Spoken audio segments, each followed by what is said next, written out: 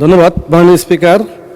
আমি সৈয়দ জয়নুল আবেদিন 177 ঢাকা 4 প্রস্তাব করছি যে আর্থিক বিভাগ সম্পর্কিত সরকারি নীতি সম্পর্কে আলোচনা উত্থাপনকল্পে হিসাবের খাত 112 আর্থিক প্রতিষ্ঠান বিভাগ শিরোনামাধীন 10 নং দাবি হ্রাস করিয়া 1 টাকা করা হোক। মাননীয় স্পিকার, আল্লাহ সুবহানাহু ওয়া তাআলা কোরআনের 200 বাকারার 276 নম্বর আয়াতে বলছেন, আউযু বিল্লাহি মিনাশ শাইতানির রাজিম, ইয়ামহাকুল্লাহুর রিবা ওয়া ইউরবিস সাদাকাত। সুদকে আল্লাহ নিশ্চিহ্ন করেন এবং সাদাকাকে বর্ধিত ও বিকশিত করেন। আজকে বাংলাদেশের যে বিদ্যমান সুদভিত্তিক অর্থনৈতিক ব্যবস্থা, এর পরিবর্তে একটি সাস্টেইনেবল ডেভেলপমেন্টের জন্য ইসলামী অর্থ ব্যবস্থার বিকল্প নেই।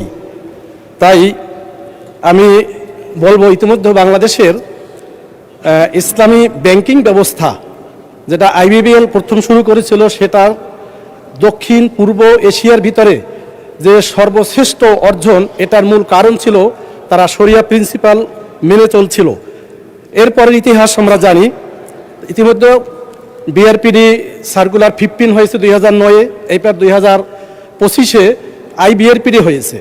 আমি এখন দাবি করছি যে সেন্ট্রাল ব্যাংকে ডুয়েল ব্যাংকিংয়ে রূপান্তর করা হোক। যেভাবে আমাদের মালয়েশিয়াতে এখন ডুয়েল ব্যাংকিং করার কারণেই তাদের আজকের যে এই অবস্থান অর্থনৈতিক, এর পিছনে যে মোটা দাগে 5টা কারণ, তার ভিতরে অন্যতম হলো যে তাদের যে সেন্ট্রাল ব্যাংক নেগারা মালয়েশিয়া, সেটা ডুয়েল ব্যাংকিং সিস্টেম চালু আছে। বাংলাদেশেও এটা করার দাবি করছি। তার পাশাপাশি জাকাত, আওকাফ, সুকুক ইত্যাদি ইনস্ট্রুমেন্ট জারির মাধ্যমে, ব্যবহারের মাধ্যমে বাংলাদেশের অর্থনৈতিক ব্যবস্থাটাকে আমরা